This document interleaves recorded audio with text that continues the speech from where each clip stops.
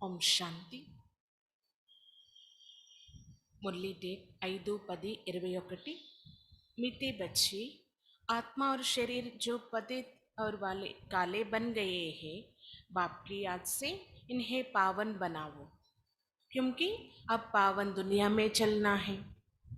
బాబా చెప్తున్నారు, మధురమైన పిల్లలు ఆత్మ మరియు శరీరం రెండు ఏదైతే పతితంగా నల్లగా అయిపోయి ఉన్నాయో వాటిని ఇప్పుడు పావనంగా తయారు చేయాలి. బాబా స్మృతి ద్వారా మాత్రమే ఇవి తెల్లగా పావనంగా అవుతాయి అంటున్నారు బాబా. ఎందుకంటే ఇప్పుడు పావన ప్రపంచంలోకి వెళ్ళాలి కదా, అందుకే తప్పనిసరిగా పావనంగా అవ్వాలి అని చెప్తున్నారు. ఆత్మ మరియు శరీరం ఏదైతే పావనంగా అవ్వాల్సి ఉందో అది కేవలం బాబా స్మృతి ద్వారా మాత్రమే పావన ప్రపంచంలోకి వెళ్ళాలి. కాబట్టి తప్పనిసరిగా పావనంగా అవ్వాలి అంటున్నారు. ప్రశ్న, భగవాన్ కిన్ బచ్చోं को मिलता है?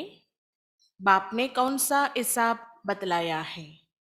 భగవంతుడు ఎలాంటి పిల్లలకు లభిస్తారు?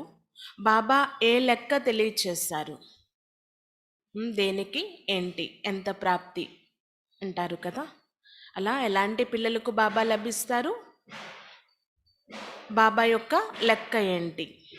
उत्तर, जिन्होंने शुरू से भक्ति की है उन्हें ही भगवान मिलता है. बाबा ने ये हिसाब बतलाया है.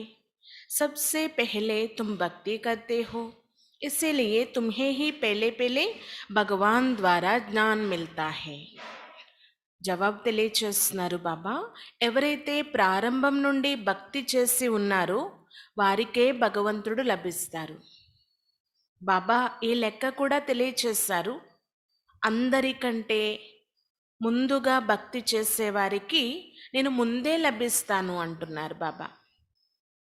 భగవంతుని ద్వారా పరిచయం అనేది ఎక్కువ భక్తి చేసేవారికి, ముందుగా భక్తి ప్రారంభించిన వారికి లభిస్తుంది, అంటే జ్ఞానం లభించేస్తుంది.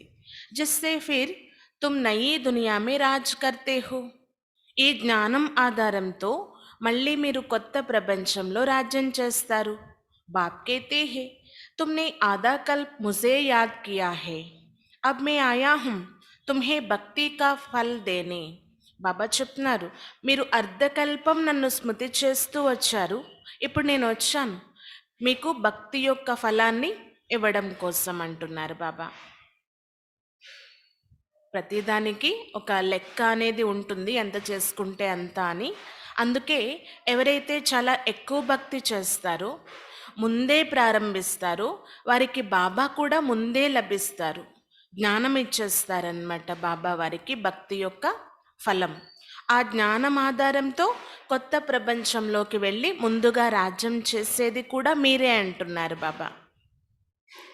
గీత్, మర్నా తేరీ గలీ మే జీనా తేరీ గలీ మే, మరణించినా నీ ఒడిలోనే జీవించినా నీ ఒడిలోనే. ఓం శాంతి. बच्चों ने गीत सुना, जब कोई मरते हैं तो बाप के पास जन्म लेती है, जानते हो हम आत्माएं, ओ हो गई शरीर की बात.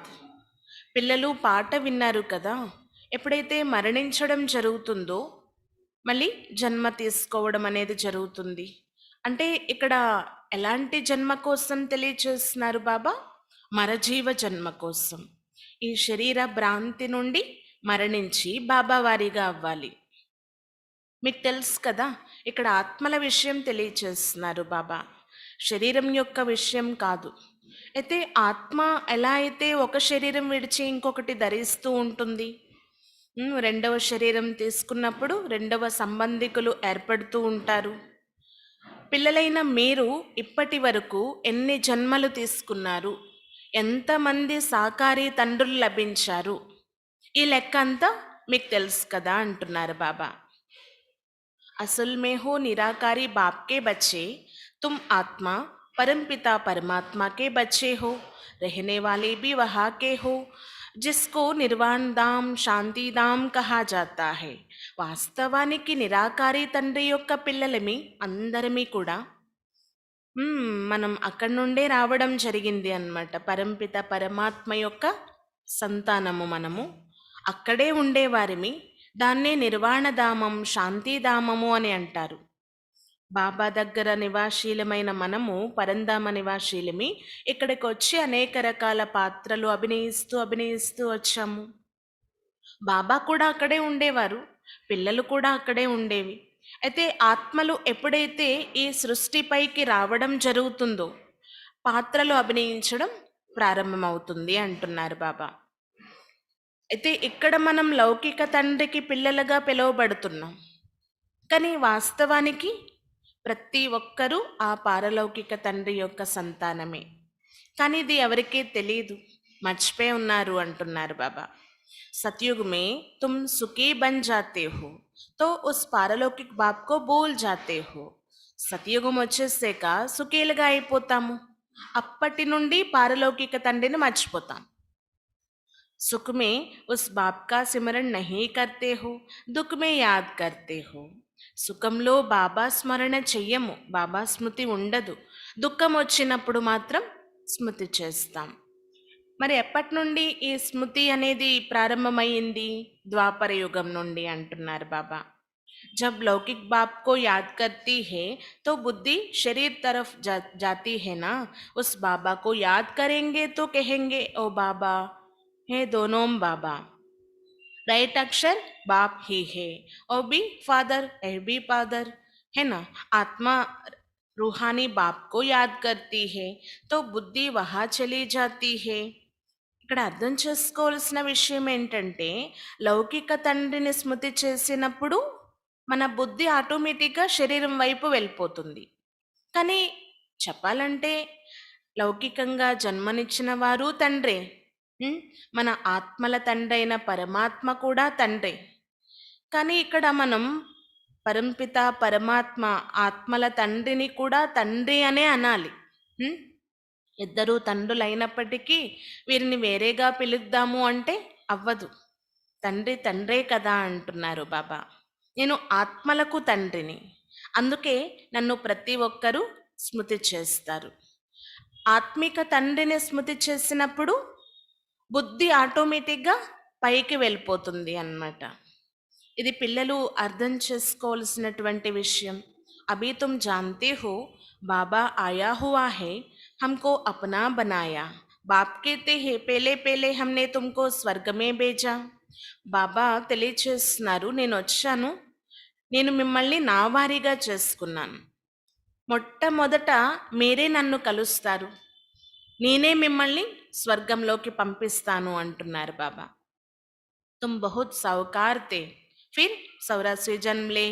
డ్రామా ప్లాన్ అనుసార్ అభి తుమ్ దుఃఖీ హో పడే హో. మీరు 84 జన్మల యొక్క డ్రామా ప్లాన్ అనుసారంగా పాత్రలు అభినయిస్తూ లాస్ట్కి చేరుకున్నారు. ఎంత దుఃఖితులుగా అయి ఉన్నారు ఇప్పుడు. ఇదంతా డ్రామా ప్లాన్ అనుసార్ నడుస్తుంది అంటున్నారు బాబా. ఇంకా డ్రామా ప్లాన్ అనుసారంగానే పాత ప్రపంచం समाप्ति కావాల్సిందే. तुम्हारी आत्मा और शरीर रूपी वस्त्र सतो प्रदान थे, फिर गोल्डन एज से आत्मा सिल्वर एज में आई तो शरीर भी सिल्वर में आया, फिर कॉपर एज में आई. अभी तो तुम्हारी आत्मा बिल्कुल ही पतित हो गई है. బాబా చెప్తున్నారు, ఎంత విచిత్రమైన విషయం చూడండి. ఇక్కడ ఆత్మ ఎప్పుడైతే తమో ప్రధానం అయిపోతుందో సతో ప్రధానం నుండి శరీరం యొక్క స్థితి కూడా మారిపోతుంది. గోల్డెన్ ఏజ్లో ఉండేది ఆత్మ, తర్వాత సిల్వర్ ఏజ్. శరీరం కూడా అలాగే తమ స్థితులు మార్చుకుంటూ తమో ప్రధాన అవస్థలోకి వస్తుందంటున్నారు బాబా. Golden age, silver age, copper age. ఇప్పుడు లాస్ట్లో ఉన్నామన్నమాట. ఆత్మ పూర్తిగా ఐరన్ ఏజ్లోకి వచ్చేసింది, పతితంగా అయిపోయి ఉంది. శరీరం కూడా అలాంటిదే లభించింది. చూడండి, సపోజ్ ఎవరైనా 14 క్యారెట్ల బంగారాన్ని ఇష్టపడతారా? ప్యూర్ గోల్డ్ అంటేనే ఇష్టం కదా. అలానే ఆత్మ కూడా ప్యూర్ గోల్డ్గా ఉండేది. అప్పుడు అంతా సుఖమే సుఖం, సద్గుణాలే సద్గుణాలు. ఇప్పుడు నల్లగా అయిపోయి ఉంది, ఏ కళలు లేని విధంగా ఉంది అంటున్నారు బాబా. ఇప్పుడు ఆత్మ మరియు శరీరం రెండు కూడా పవిత్రంగా అవ్వాలి. అది కేవలం యోగ బలం ద్వారానే. ఆత్మ ఎప్పుడైతే పవిత్రంగా అయిపోతుందో శరీరం కూడా అలాంటిదే లభిస్తుంది. మరి శరీరం పావనంగా అవ్వాలి అంటే ఏం చేయాలి? ఆత్మని పావనంగా చేసుకోవాలి.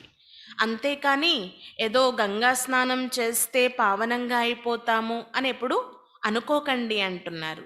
అలా అయితే మరి ఎందుకు పిలిచారు? ఓ పతిత పావన రండి పావనంగా తయారు చేయండి అని. ఇది అర్థం చేసుకోవాల్సిన విషయం కదా. అయితే భగవంతుడా తండ్రి అని అన్నప్పుడు బుద్ధి పైకి వెళ్ళిపోతుంది, పారలౌకిక తండ్రి వైపే వెళ్ళిపోతుంది. ఎందుకంటే వారే కదా సర్వాత్మల తండ్రి. హే తండ్రి, హో బాబా అని పిలవడం జరుగుతూ ఉంటుంది. భారతదేశంలో ఎవరైనా పెద్ద వయసు ఉన్నవారిని చూస్తే బాబా బాబా అని అంటూ ఉంటారు. ఇప్పుడు పిల్లలైన మీరు వాస్తవానికి ఆత్మల తండ్రి బాబా ఎవరు, ఆత్మలందరికీ తండ్రి ఎవరు అనేది తెలుసుకున్నారు. బాబా బాబా అని అంటూ మీరు బాబాని స్మృతి చేస్తారు. నేను మిమ్మల్ని స్వర్గంలోకి పంపించాను, కొత్త శరీరం ధారణ చేస్తారు. అక్కడ ఎంతో ప్యూర్గా ఉండేవారు. ఇప్పుడు ఏమైపోయింది మీకు, ఎందుకు ఇలా అయిపోయారు అడుగుతున్నారు బాబా. ఉమ్, ఇవన్నీ పిల్లలైనా మీకు మాత్రమే తెలిసిన రహస్యాలు అంటున్నారు బాబా. बाबा को ही याद करना चाहिए निरंतर, याद सब करते हैं ना हे बाबा, हम आत्माएं पतित बन गई है। अब आओ आकर पावन बनावो, ड्रामा में ए भी पार्ट है, तब तो बुलाते हैं. బాబాని స్మృతి చేస్తూ ఉంటారు ఏదో ఒక రూపంలో. ఎందుకంటే అందరూ తండ్రి యొక్క సంతానము, పరమాత్మ యొక్క సంతానము, ఆత్మలు కాబట్టి. అయితే ఈ సమయంలో చూసినట్లయితే ఆత్మలన్నీ పతితంగా అయిపోయి ఉన్నాయి. తండ్రి ఇక రండి మమ్మల్ని పావనంగా తయారు చేయండి అని. అయితే డ్రామా ప్లాన్ అనుసారంగా నన్ను పిలుస్తారు, డ్రామా ప్లాన్ అనుసారంగానే నేను వస్తాను అంటున్నారు బాబా. ఈ పాత ప్రపంచాన్ని కొత్త ప్రపంచంగా తయారు చేస్తాను. అది కేవలం తప్పకుండా ఈ సంగమ యుగంలోనే జరుగుతుంది అంటున్నారు బాబా. పిల్లలైన మీకు నిశ్చయం ఉంది కదా, బాబా ఎంత ఉన్నతమైన వారు అని. ఏమని వర్ణన చేయొచ్చంటే బిలౌడ్ మోస్ట్ బాబా హే, कहते भी है स्वीट स्वीटेस्ट. अब स्वीट कौन है? लौकिक संबंध में पहले पहले फादर है ना, जो जन्म देती है, फिर है टीचर, टीचर से पढ़कर तुम मर्तबा पाते हो. Knowledge is source of income कहा जाता है ना, ज्ञान है नॉलेज, योग है याद, तो बेहद का किसको पता नहीं है. चित्रों में क्लियर दिखाया भी है, ब्रह्मा द्वारा स्थापना शिव बाबा कराते हैं. कृष्ण कैसे राजयोग सिखाएगा? राजयोग सिखाते हैं सतयुग के लिए है ना, तो जरूर संगम पर ही बाप ने सिखाया होगा. బాబా ఎంత ప్రియాతి ప్రియమైన వారు అంటే అంటారు కదా మధురం అతి మధురం అని. మరి వాస్తవానికి అందరికంటే మధురమైన వారు, ఉన్నతమైనటువంటి సంబంధం ఏంటి అని చూస్తే ఫాదర్, తండ్రి యొక్క సంబంధం. లౌకిక సంబంధాలలో కూడా ముందు తండ్రి జన్మనిస్తారు కాబట్టి, తరువాత టీచర్, టీచర్ ద్వారా ఉన్నతమైన పొజిషన్, పదవి అనేది లభిస్తుంది కాబట్టి. ఇంకా అంటారు కదా జ్ఞానము అనేది సంపాదనకు ఆధారము అని. జ్ఞానమే ఉన్నతమైనది, జ్ఞానం ఆధారంతోనే సంపాదన జరుగుతుంది. యోగము అంటే స్మృతి, జ్ఞానం అంటే మంతన చేసేది, దాని ద్వారా బుద్ధి వికసిస్తుంది. యోగము అంటే స్మృతి, శక్తి లభిస్తుంది, పావనంగా అయిపోతుంది ఆత్మ. అనంతమైన తండ్రి ఈ విషయాలన్నీ తెలియచేస్తున్నారు. కానీ బేహద్ అనంతం అని ఎవరిని అంటారు అనేది తెలియదు. చిత్రాల ద్వారా కూడా చాలా క్లియర్గా ఉంది కదా, బ్రహ్మ ద్వారా స్థాపన శివబాబా చేయిస్తున్నారు. అంతేకాని కృష్ణుడు వచ్చి ఎలా చేస్తారు? కృష్ణుడు ఎలా రాజయోగం నేర్పించగలరు? రాజయోగం నేర్పించేదే సత్యుగం కోసం, మరి తప్పకుండా సంగమ యుగంలోనే నేర్పించాలి కదా. మరి కృష్ణుడేమో సత్యుగ ప్రిన్స్ కదా, అక్కడ వచ్చి వారు నేర్పించి ఏం చేస్తారు అంటున్నారు బాబా. మరి సతయుగ స్థాపన చేసేవారు బాబా. బ్రహ్మ ద్వారా చేయిస్తున్నారనమాట. చేయించేవారు పరంపిత పరమాత్మ. అక్కడ త్రిమూర్తి బ్రహ్మ అని అనేస్తారు కానీ త్రిమూర్తి శివ అనే పదాన్ని ఉపయోగించరు అంటున్నారు. ఈ త్రిమూర్తుల ద్వారా కర్తవ్యాన్ని చేసేది బాబా. కానీ ఇక్కడ ఉన్నతోన్నతమైన వారు శివుడు అనే విషయం ఎవరికీ తెలియటం లేదు చూడండి అంటున్నారు. ఎందుకంటే ఈ బ్రహ్మ సాకారుడు, శివుడు నిరాకారుడు. ఇవన్నీ కూడా పిల్లలైన మీరు అర్థం చేసుకుని ఇతరులకి అర్థం చేయించాలి. ఈ సృష్టి చక్రం తిరుగుతూనే ఉంటుంది, రిపిటేషన్ అవుతూనే ఉంటుంది. స్థూలవతనం ఏంటి, సూక్ష్మవతనం ఏంటి, హిస్టరీ జాగ్రఫీ ఏదైతే ఉందో ఇది రిపిటేషన్ అవుతూనే ఉంటుంది అనే విషయం పిల్లలైన మీకు తెలుసు. చూడండి, ఈ వరల్డ్ యొక్క హిస్టరీ జాగ్రఫీ ఎలా రిపిటేషన్ అవుతూ వచ్చింది. సతయుగం, త్రేత, ద్వాపర యుగం, కలియుగం, ఇప్పుడు మళ్ళీ సంగమ యుగంలో ఉన్నాము. మనము అంతిమ స్టేజ్లో ఉన్నాము. అయితే డైరెక్ట్ కలియుగం తర్వాత సతయుగమే రావాలి. కానీ 2 యుగాలకు ఉన్నటువంటి ఆ సంధికాలం ఏదైతే ఉందో దాన్ని సంగమము అంటారు. ఈ అంటే సంగమయుగం రాకపోతే బాబా ఎలా వస్తారు? బాబా రాకపోతే సతయుగాన్ని ఎవరు స్థాపన చేస్తారు? ఉమ్, నరకవాసీల్ని స్వర్గవాసీలుగా తయారు చేసేది పరంపిత పరమాత్మ కదా. అది కూడా ఈ సంగమ యుగంలోనే. ఎంత పాత ప్రపంచమో చూడండి ఇది. అందుకే అంతే దుఃఖం కూడా ఉంది. ఆత్మ ఎంత తమో ప్రధానంగా అయిపోయి ఉంది. అందుకే చాలా దుఃఖాన్ని అనుభవిస్తూ ఉంది. ఎంత తమో ప్రధానమో అంత దుఃఖం అంటున్నారు బాబా. దేవతలు సతో ప్రధానంగా ఉంటారు కదా, అందుకే చాలా సుఖీలుగా ఉంటారు. ఏతో highest authority God fatherly government है, साथ में धर्मराज भी है। बाप कहते हैं तुम शिवालय में रहने वाले थे, अब है వేశ్యాలయం. ఇక్కడ ఉన్నటువంటిది చాలా ఉన్నతోన్నతమైన హైయెస్ట్ గాడ్ ఫాదర్ యొక్క గవర్నమెంట్ అన్నమాట. ఈశ్వరీయ విశ్వవిద్యాలయం నడుస్తుంది. అయితే బాబాతో పాటు రైట్ హ్యాండ్గా ధర్మరాజు కూడా ఉన్నారు. బాబా చెప్తారు, నేను మీకోసం శివాలయాన్ని స్థాపన చేస్తున్నాను. అక్కడే ఉండేవారు, ఇప్పుడు ఇది వేశ్యాలయంగా అయిపోయింది. ఈ వేశ్యాలయాన్ని తిరిగి శివాలయంగా తయారు చేయడం బాబా కర్తవ్యం. ఆత్మ అంటూ ఉంటుంది, నిర్గుణులమైన మాలో ఏ గుణాలు లేవు, గుణాల్ని నింపండి ప్రభు అని గాయనం చేస్తుంది. కానీ వాస్తవానికి ఏ గుణాలు లేకపోవడం అనేది ఎలా ఉంటుంది చెప్పండి? దివ్య గుణాలు లేకపోతే ఏ దుర్గుణాలైనా ఉండాలి కదా. ఈ సమయంలో అదే మనం చూస్తూ ఉన్నాము. వాల్యూస్ అంటే విలువలు అనేవి కోల్పోయి ఉన్నారు అంటున్నారు బాబా. దేవతల యొక్క మందిరాల వద్దకు వెళ్ళి గాయనం చేస్తారంట. కానీ వాస్తవానికి బాబా ముందుకు వెళ్ళి అడగాలి, నిర్గుణులమైన మాలో గుణాలను నింపండి అని.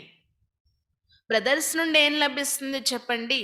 తండ్రి నుండి వారసత్వం లభిస్తుంది, కానీ ఏమీ తెలియదు అంటున్నారు బాబా. దేవతలు అంటే బ్రదర్సే కదా, సోదర సోదరీలు అంటున్నారు.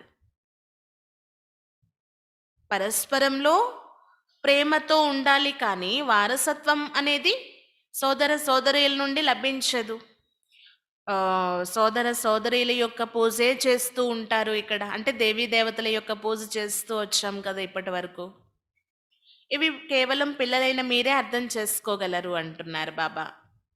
బాబా నుండి మనకి చాలా ఉన్నతమైన వారసత్వం లభిస్తుంది.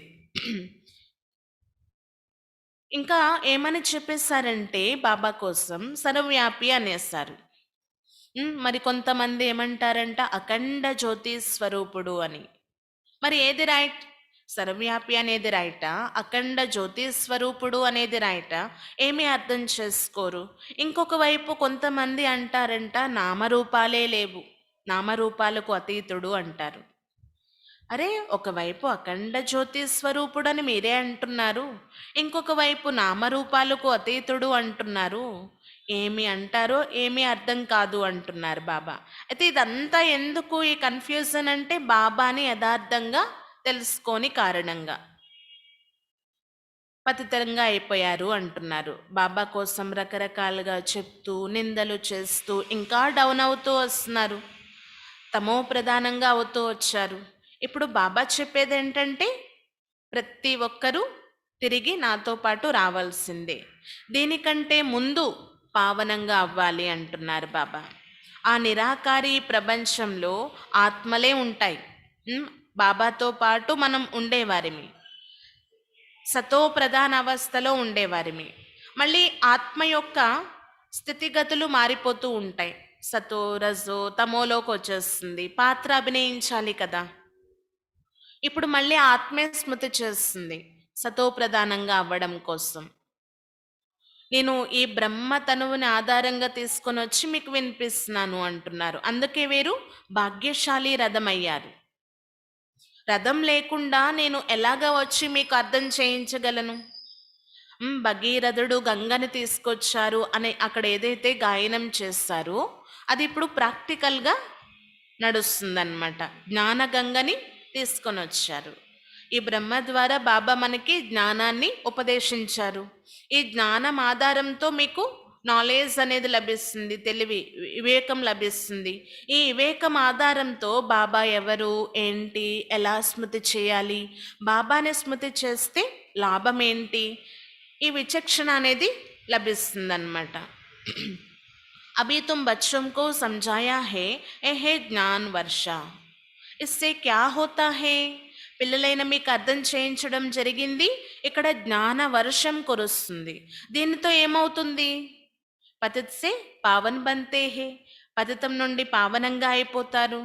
గంగా యమునాతో సతయుగ్ మే भी होती है, कहते हैं कृष्ण यमुना के कंटे पर केल पाल करते हैं, ऐसी कई बातें हैं. और तो सतयुग का प्रिंस उनके बहुत संभालते हैं, पालन होती है, क्योंकि फूल है ना.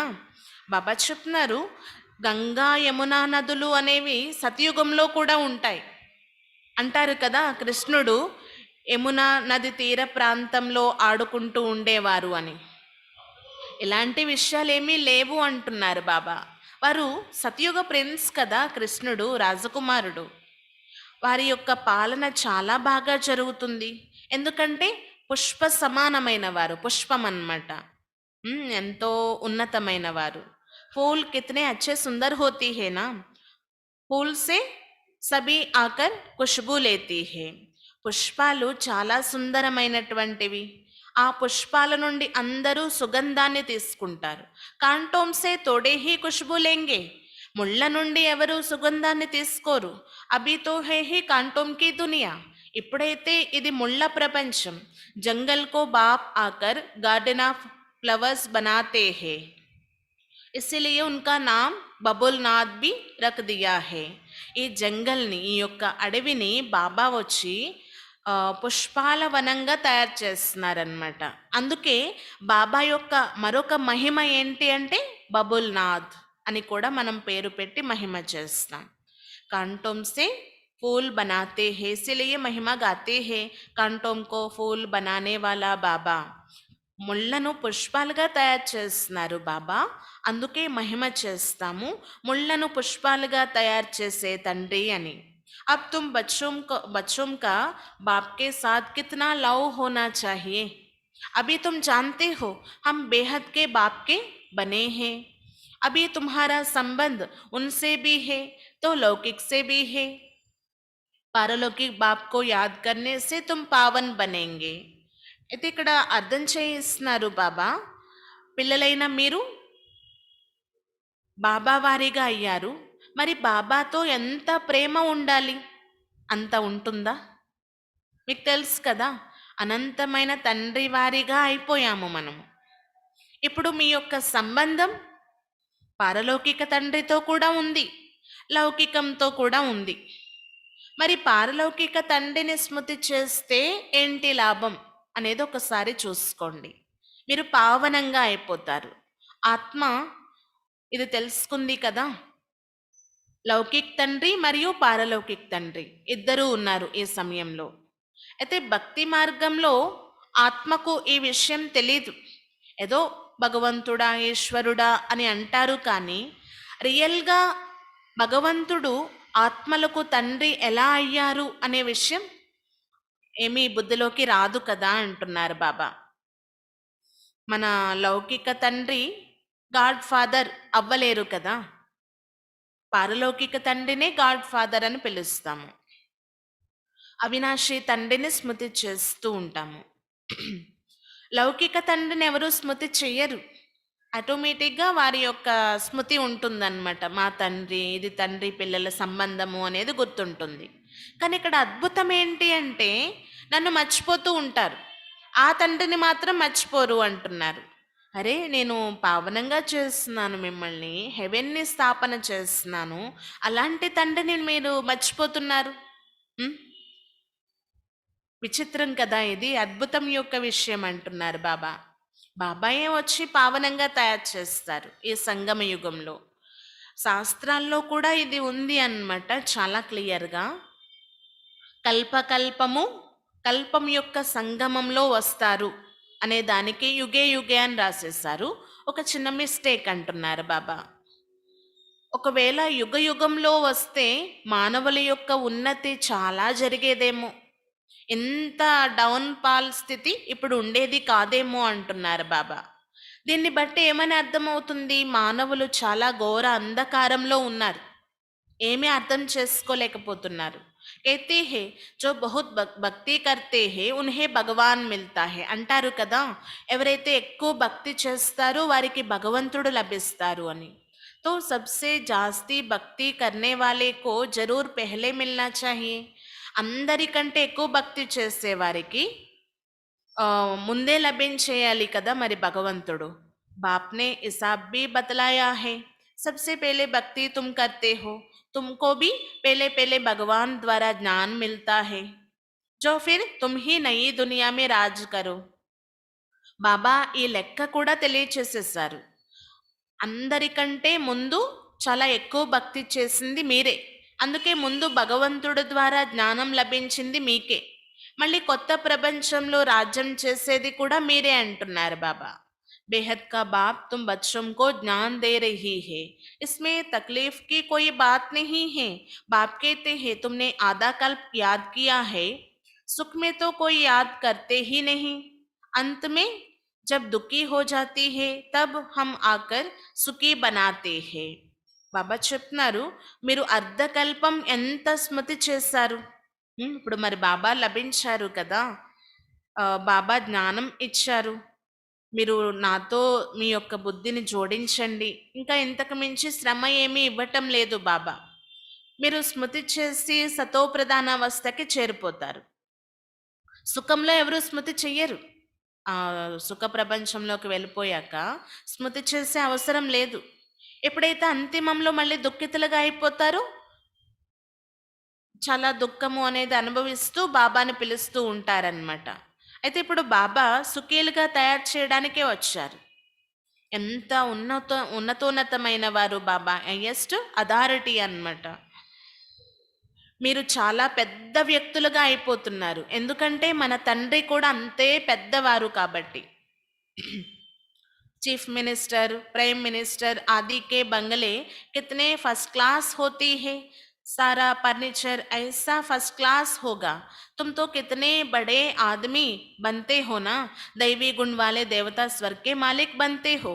वहाँ तुम्हारे लिए महल भी हीरो जवाहरत की होती है, वहाँ तुम्हारा फर्नीचर सोने జడిత్ కా ఫస్ట్ క్లాస్ హోగా.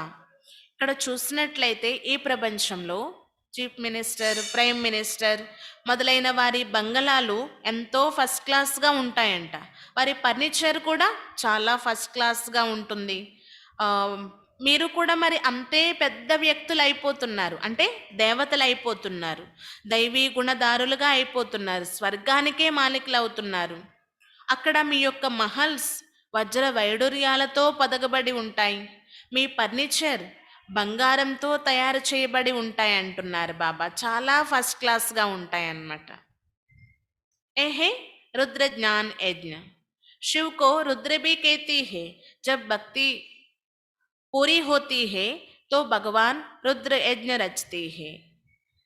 सतयुग में यज्ञ अथवा भक्ति की बात ही नहीं, इस समय ही बाप ए अविनाशी रुद्र ज्ञान यज्ञ रचते हैं जिसका फिर बाद में गायन चलता है. ఇక్కడ రుద్రజ్ఞాన యజ్ఞము అనేది నడుస్తుందన్నమాట. శివబాబాని అంటే బాబానే రుద్రుడు అని కూడా అంటారు కదా. ఎప్పుడైతే మీ భక్తి పూర్తయిపోతుందో భగవంతుడు వచ్చి రుద్ర యజ్ఞాన్ని రచిస్తారు. సతయుగంలో యజ్ఞాలు భక్తి మొదలైనవేవి నడవవు అంటున్నారు బాబా. ఈ సమయంలో చూడండి, అవినాశి బాబా అంటే రుద్రుడు జ్ఞాన యజ్ఞాన్ని రచించారు. ఇదే గాయనం అక్కడ చేస్తూ ఉంటారు భక్తిలో అంటున్నారు బాబా. భక్తి అనేది సదా నడవదు కదా. ఈ జ్ఞానాన్ని చూసి ఈ జ్ఞానంలో ఉన్న అనేక విషయాలు వాళ్ళు ఫాలో చేస్తూ వచ్చారు. ఇక్కడ బాబా అవినాశి రుద్ర జ్ఞాన యజ్ఞాన్ని రచించారు. అక్కడ వారు స్థూలమైన ఇటుకలతో కట్టిన యజ్ఞాలు రచించుకొని చేస్తూ ఉంటారన్నమాట. అందుకే భక్తి మరియు జ్ఞానం. భక్తి అంటే రాత్రి అన్నారు, జ్ఞానం అంటే పగలు ప్రకాశము అన్నారు. బాబా వచ్చి పగలను తయారు చేస్తున్నారు, ప్రకాశమై సృష్టిని తయారు చేస్తున్నారు. మరి చూడండి, బాబా ఎంత అద్భుతమైన విషయాలు తెలియచేస్తూ ఎంతో ఉన్నతంగా తయారు చేస్తున్నారు మనల్ని. ఇలాంటి తండ్రి పైన ఎంత ప్రేమ ఉండాలి. బాబా మనల్ని ఈ విశ్వానికే మాలికలుగా తయారు చేస్తున్నారు. मोस्ट बिलव्ड बाबा है ना, उससे ज़्यादा प्यारी वस्तु कोई हो ना सके. आधा कल्प से याद करते आए हैं बाप आकर हमारे दुख हरो. अब बाप आए हैं समझाते हैं बच्चे, तुम्हें अपने गृह त्योहार में रहना ही है. यहाँ बाबा के पास कहाँ तक बैठेंगे. साथ में तो परंदाम में ही रह सकते, यहाँ तो नहीं रह सकते. यहाँ तो नॉलेज पढ़ने की है, नॉलेज पढ़ने वाले तोड़े होती है. लाउड स्पीकर पर कभी पढ़ाई होती है क्या. टीचर सवाल कैसे पूछेंगे, लाउड स्पीकर पर रिस्पॉन्ड कैसे दे सकेंगे. इसीलिए थोड़े थोड़े स्टूडेंट्स को पढ़ाते हैं. कॉलेज तो बहुत होती है, फिर सबके इम्तिहान होती है, रिजल्ट निकलते हैं. ఇక్కడ చాలా క్లియర్గా అర్థం చేయించారనమాట బాబా. అందరికంటే అన్నిటికంటే ప్రియమైన వస్తువు అంటూ ఉంది అంటే అది కేవలం బాబా. మరి ఇలాంటి తండ్రిని ఎంత ప్రేమగా స్మృతి చేయాలి. అర్ధకల్పం నుండి మీరు నన్ను పిలుస్తూ వచ్చారు, ఏదో ఒక రూపంలో స్మృతి చేస్తూ వచ్చారు. ఇప్పుడు నేను వచ్చాను మీ సర్వ దుఃఖాలను హరించడానికి అంటున్నారు బాబా. మరి పిల్లలు గృహ వ్యవహారంలో ఉంటూ కూడా పావనంగా అయ్యే లక్ష్యం పెట్టుకోవాలి అంటున్నారు బాబా. మనం ఎన్నో దుఃఖాలు ఎదురు దెబ్బలు అనుభవిస్తూ బాబా వరకు చేరిపోయాం. మరి నిరంతరం బాబా వద్దే ఉండిపోవాలి అంటే కూడా అవ్వదు. బ్యాలెన్స్ చూసుకోవాలి. బాధ్యత ఉంది, రచన ఉంది అంటే అది కూడా చూసుకుంటూ ఉండాలి అంటున్నారు బాబా. ఈ సమయంలో మనం అందరం కూడా పావనంగా అవ్వాలి, బాబాతో పాటు తిరిగి మన ఇంటికి వెళ్ళాలి అనేదే బుద్ధిలో ఉండాలి అంటున్నారు బాబా. అవన్నీ సంభాలిస్తూ కూడా న్యారా ప్యారాగా అతీతం ప్రియంగా ఉండాలి. ఇక్కడ బాబా నాలెడ్జ్ చదివిస్తున్నారు. పరంధామంలో చదివించడం అనేది అయితే జరగదు కదా. జ్ఞానాన్ని ఉపదేశించడం, తెలియచేయడం ఇక్కడే జరుగుతుంది అంటున్నారు బాబా. ఇక్కడ బాబా చదివించి ఉన్నతమైన వారిగా తీర్చిదిద్దుతున్నారనమాట. కానీ ఈ జ్ఞానం తీసుకునేది అతి తక్కువ మంది. ఎవరో ఏ ఒక్కరో వెలువడుతూ ఉంటారు. అయితే లౌడ్ స్పీకర్స్ ఉంటాయి కదా, వాటి ద్వారా చదువు నడవదు అంటున్నారు. టీచర్ ఏదైనా ప్రశ్న అడగాలి అన్నా ఎలా అడుగుతారు అంటే అప్పటి రోజుల్లో ఉండే విషయాన్ని చెప్తున్నారనమాట బాబా. ఆ లౌడ్ స్పీకర్స్ ఉన్నట్లయితే అవతల వాళ్ళు ఏమి రెస్పాండ్ ఇస్తున్నారో ఎలా తెలుస్తుంది. అందుకే కొంతమంది స్టూడెంట్స్ని కూర్చోబెట్టి చదివించడం జరుగుతుంది అంటున్నారు బాబా. కాలేజ్లో అయితే ఎన్నో ఉంటాయి, అందరూ పరీక్ష పాస్ కావాల్సిందే. చదువుకొని పరీక్ష పాస్ అయి రిజల్ట్ పొందవలసిందే అంటున్నారు బాబా. ఇది రిజల్ట్ వచ్చేటటువంటి సమయం. మనం పరీక్ష రాస్తున్నాము, మనం చూస్తూ ఉన్నాం కదా, పరిస్థితులు అనేవి రోజు రోజుకి మారిపోతూ ఉన్నాయి. అంతిమ అవస్థ నడుస్తూ ఉంది. ఇక్కడ స్వయంగా పరమాత్మయే మనల్ని చదివిస్తున్నారు. పరమాత్మ ద్వారా చదువుకొని పరీక్ష పాస్ అయి చాలా మంచి రిజల్ట్ పొందాలి అంటున్నారు బాబా. లౌకిక్ మరియు పారలౌకిక్. ఉమ్, లౌకిక తండ్రి ఎవరు, పారలౌకిక తండ్రి ద్వారా ఏం లభిస్తుంది, ఇది బుద్ధిలో ఉండాలి అంటున్నారు బాబా. లౌకిక తండ్రి కూడా ఆ పారలౌకిక తండ్రినే స్మృతి చేస్తారు. దుఃఖంలో ఉన్నప్పుడు చాలా స్మరణ చేస్తూ ఉంటారు పారలౌకిక తండ్రిని. లౌకిక తండ్రిని ఎవరు స్మృతి చేసుకోరు కదా. మామూలుగా క్యాజువల్గా గుర్తొస్తూ ఉంటారు.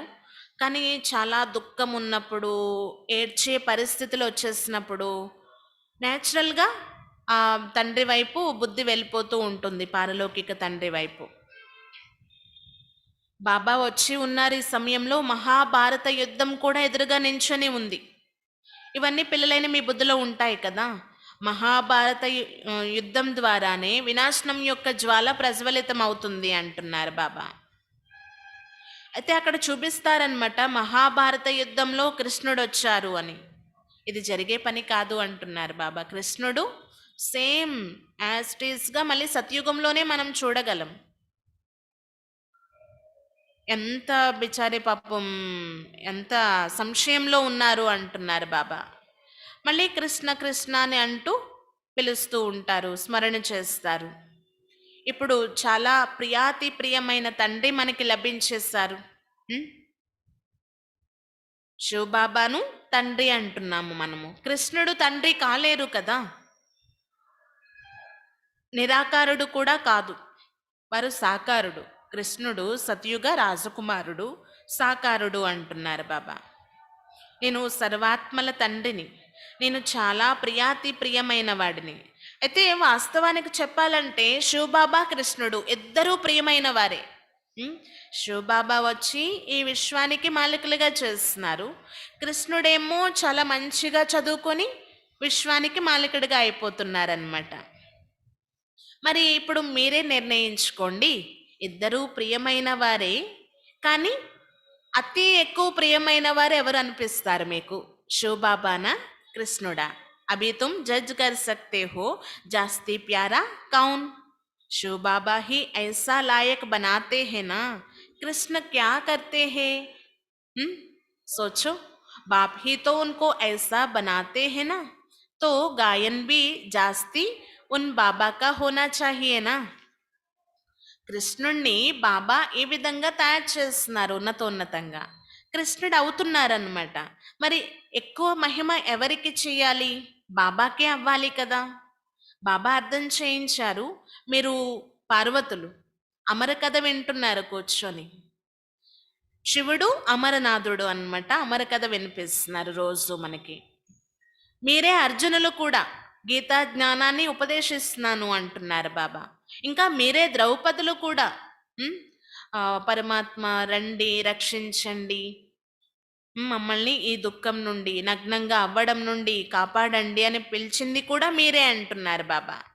ఇదంతా వికారీ ప్రపంచం కదా, రావణ రాజ్యం, ఏమీ సారం లేదు. ఏదైతే నిర్వికారీ ప్రపంచం ఉండేదో సారయుక్తమైన ప్రపంచం అది అంటున్నారు బాబా. అక్కడ వికారాల యొక్క విషయమే ఉండదు. సుఖమే సుఖం, పవిత్రతయే పవిత్రత, శాంతియే శాంతి ఉంటుంది అంటున్నారు బాబా. మరి నిరాకార తండ్రి నిర్వికారీ ప్రపంచాన్ని రచిస్తారు, కానీ వికారీ ప్రపంచాన్ని అయితే కాదు. వికారీ ప్రపంచంలో దుఃఖం ఉంటుంది, నిర్వికారీ ప్రపంచంలో సుఖం ఉంటుంది. సన్యాసులది హఠయోగం, వారిది నివృత్తి మార్గం, మీది రాజయోగము అంటున్నారు బాబా, పవిత్రమైన ప్రవృత్తి మార్గం. కర్మ సన్యాసులు ఎవ్వరూ కాలేరు, అంటే కర్మల్ని వదిలేసి అడవులకి వెళ్ళిపోతారు కదా. కానీ శ్వాస తీసుకోవడం కూడా ఒక కర్మే, ఇతరుల నుండి భోజనం తీసుకోవడం కూడా ఒక కర్మే, భోజనాన్ని స్వీకరించడం కూడా ఒక కర్మే అంటున్నారు బాబా.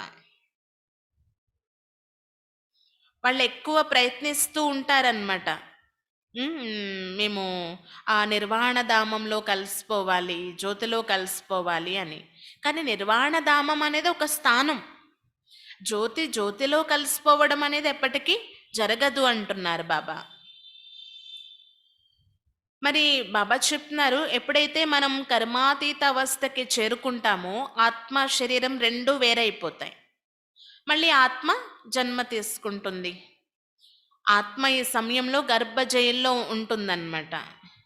ఆ కర్మల యొక్క లెక్క ఏదైతే ఉందో దాని అనుసారంగా జన్మలు అనేవి లభిస్తూ ఉంటాయి అంటున్నారు. అయితే సపోజు ఆత్మ శరీరం నుండి దూరం అయిపోయింది, మరి వారు ఎక్కడికి వెళ్ళిపోతారు? ఆ ఆత్మ ఎక్కడికి వెళ్ళిపోతుంది? మళ్ళీ గర్భజయంలోకి రావాల్సిందే. ఉం? మళ్ళీ మొదటి నుండి ప్రారంభం అవుతుంది అంటున్నారు బాబా. అందుకే కర్మ సన్యాసము అనేది రాంగ్. హఠయోగాలు మొదలైనవి ఎన్నో నేర్చుకుంటూ ఉంటారంట. పెద్ద పెద్ద గుహల లోపలికి వెళ్ళిపోయి కూర్చుండిపోతారంట. వారు అగ్నిలో కూడా దహించుకుపోతూ ఉంటారు, అలా కాలిపోతారు అంటున్నారు బాబా. అగ్నిలో కూడా వెళ్ళిపోతారంట కొంతమంది. తమ చుట్టూ మట్టి పుట్టలు వచ్చేసినా కొంతమంది లెక్క చెయ్యరు. ఇలా కొంతమంది రిద్ధి సిద్ధి నేర్చుకునేవారు కూడా ఉన్నారంటున్నారు. ఈ రోజుల్లో మనం చూస్తున్నాం కదా, మంత్రతంత్రాల యొక్క విషయం, మంత్రతంత్రాల యొక్క ప్రయోగాలు కూడా అవుతూ ఉంటాయి అంటున్నారు. ఆ జాదూతో, అంటే వారు చేసే ఇంద్రజాలంతో అనేక వస్తువులు బయటకు తీస్తూ ఉంటారంట కొంతమంది. అంటే తమ దగ్గర లేనటువంటివి ఆ ఇంద్రజాలంతో సృష్టిస్తూ ఉంటారు. ఇంకొక వైపు భగవంతుడు కూడా ఇంద్రజాలికుడనే మహిమ ఉంది. భగవాన్ को भी జాదూగర్ రత్నాగర్ సౌదాగర్ कहते हैं ना. భగవంతుణ్ణి ఇంద్రజాలికుడు, రత్నాకరుడు, అసలైన వజ్రాల వ్యాపారి అని కూడా మహిమ చేస్తూ ఉంటారు. కానీ వారి నుండి అసలు ఏం ప్రాప్తిస్తుంది అనేది యథార్థంగా తెలియదు. బాబా చెప్తున్నారు, వాస్తవానికి గతి సద్గతిని ఇచ్చేది కేవలం నేను మాత్రమే అంటున్నారు బాబా.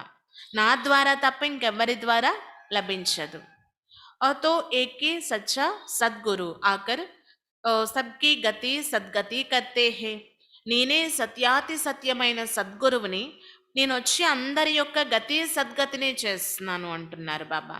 అచ్చా, मीठे मीठे सिकिला दे बच्चों प्रति मात पिता बाप दादा का याद प्यार और गुड मॉर्निंग.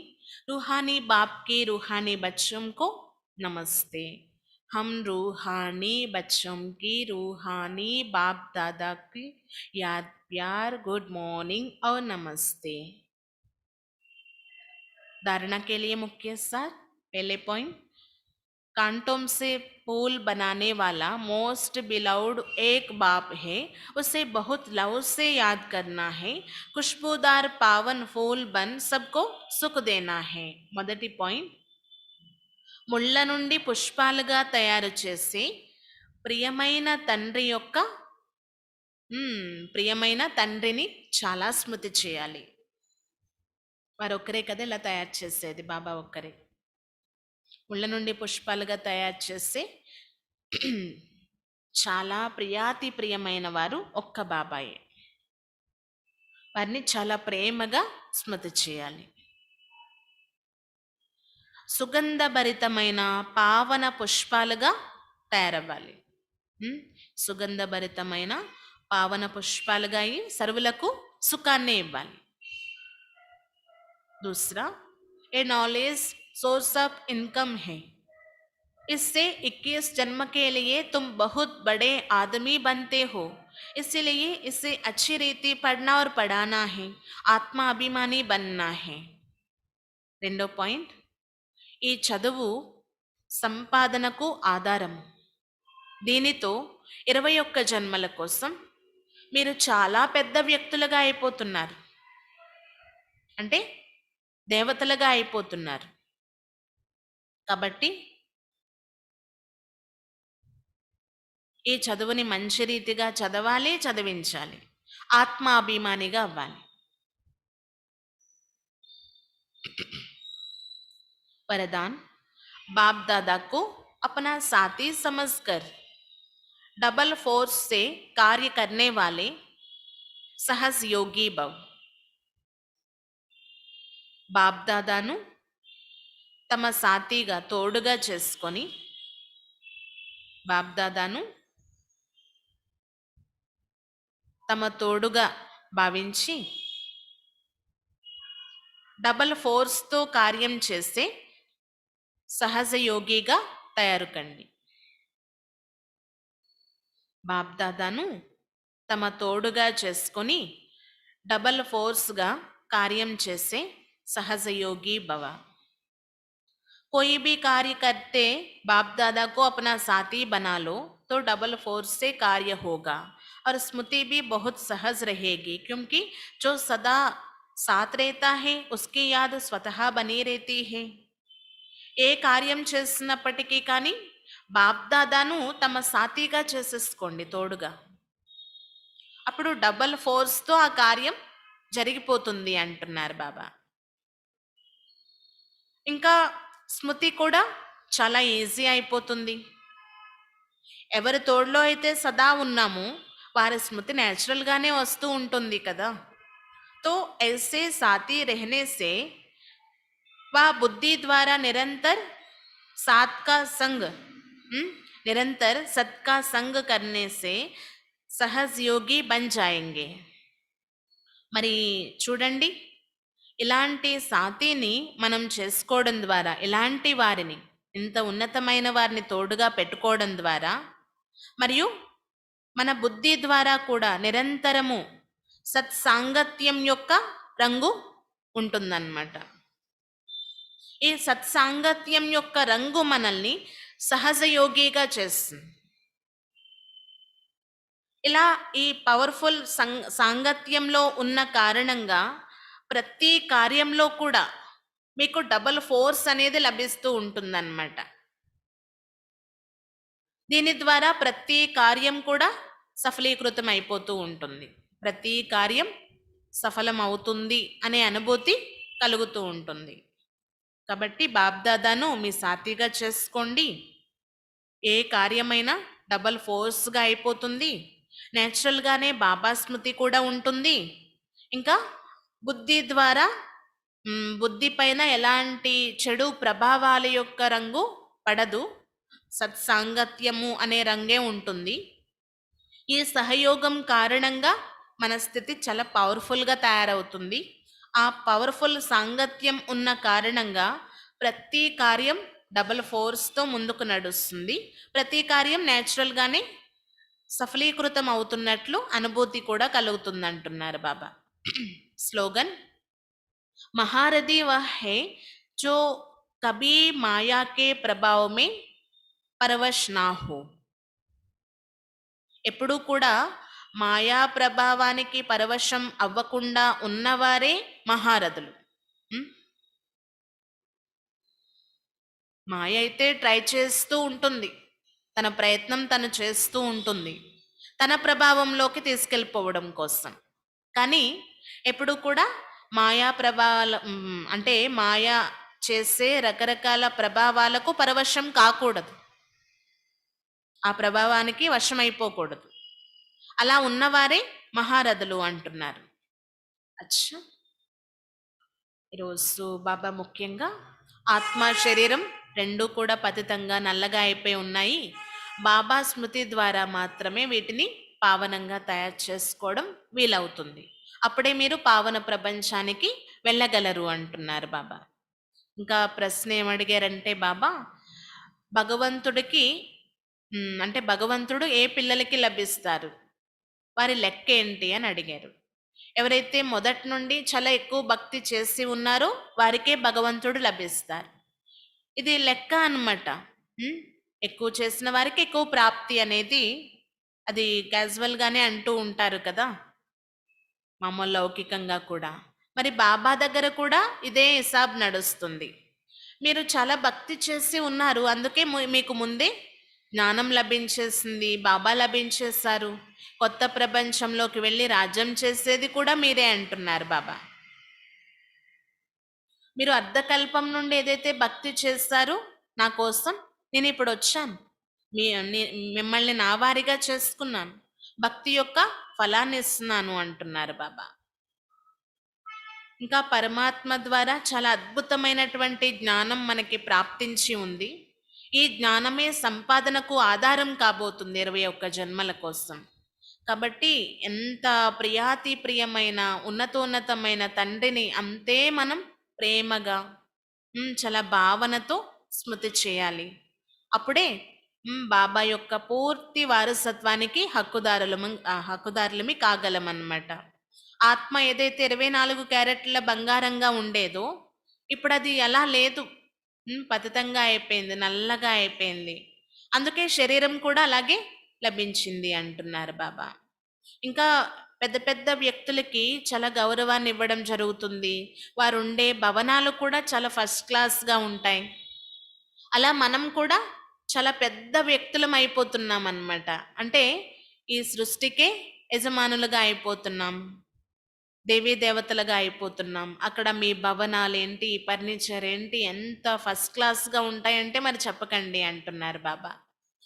అక్కడ సుఖీలుగా ఉంటారు కాబట్టి మీరు నన్ను పిలవరు, స్మృతి చెయ్యరు. ఇక్కడ చాలా దుఃఖంలో ఉన్నారు కాబట్టి స్మరణ చేశారు, పిలుస్తూ వచ్చారు. అందుకే నేను వచ్చాను మిమ్మల్ని సర్వ దుఃఖాల నుండి హరించడానికి అంటున్నారు బాబా. ఇంకా ముళ్ళ నుండి పుష్పాలుగా తయారు చేసేవారు బాబా. మరి అందుకే బబుల్ నాథ్ అనేసి కూడా మనం మహిమ చేస్తూ బాబాని పిలుస్తామన్నమాట. ఇప్పుడు ముళ్ళ నుండి పుష్పాలుగా చాలా సుగంధభరితమైన వారిగా అయిపోవాలి. ఎందుకంటే పుష్పాలే సుగంధాన్ని ఇస్తాయి, కానీ ముళ్ళైతే కాదు కదా. ఇంకా వరదానంలో చెప్పారనమాట బాబా, బాబ్దాదాను మన సాతిగా చేసుకున్నట్లయితే ప్రతి కార్యం కూడా డబల్ ఫోర్స్గా ముందుకు నడుస్తూ సఫలీకృతం అయిపోతుంది అంటున్నారు బాబా. ఇలా సాతిగా పెట్టుకోవడం ద్వారా ఇంకొకటి లాభం కూడా ఏంటి, మనం స్వతహా యోగి, సహజ యోగిలుగా అయిపోతాము. ఎందుకంటే ఎవరు నిరంతరం తోడుగా ఉంటారో వారి స్మృతి ఎక్కువ కలుగుతుంది కదా. ఇంకా మాయా ప్రభావాల్లోకి వెళ్లకుండా ఉన్నవారినే మహారథులని చెప్తారని చెప్పారు బాబా స్లోగన్లో. అచ్చా, ఓం శాంతి.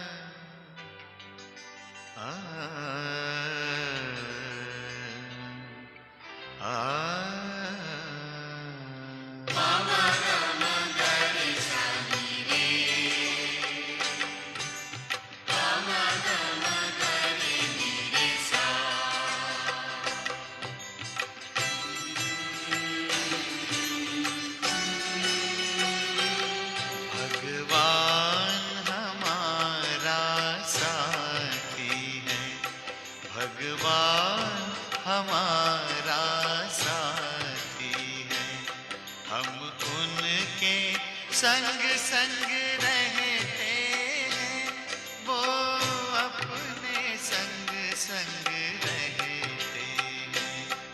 जैसे दीपक में बाती है, भगवान हमारा साथी है।